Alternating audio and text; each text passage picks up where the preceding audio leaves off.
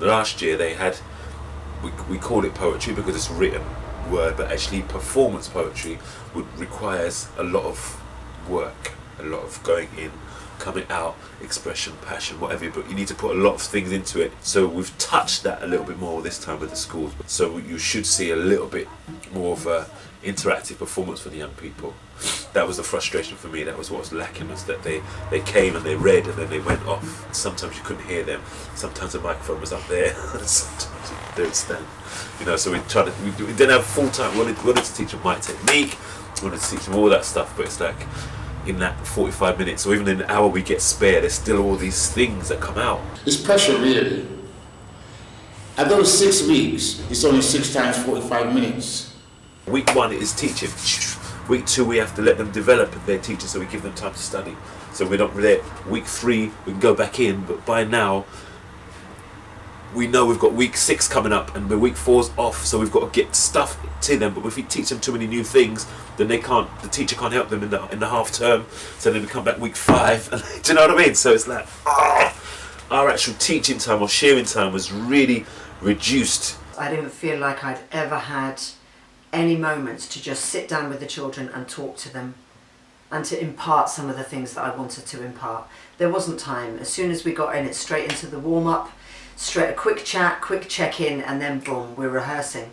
So yeah, I felt a bit frustrated by that. I had so much material that I wanted to chew over with the children and to really kind of pull them in as to where we were at and why we were doing what we were doing. So those kind of fundamental questions never really got chewed over with the children. Yesterday we were putting down the bullet points and we were putting into a position, and today we were rehearsing. But that's not 2 whole days. Yesterday we only had 20 minutes. This project has so much. It's a huge topic. It's, you know, there's so much and we have so many ideas and we're so limited with time. So we've not been able to explore and share in the way that we'd like to with the children. Last time there was more children that took it on board more quickly. It's children that have maybe never danced, or children that have never seen or done African dance before. It's a completely new world to them, and you know, they're having to learn all of this and then perform. 1, 2, 3, and play.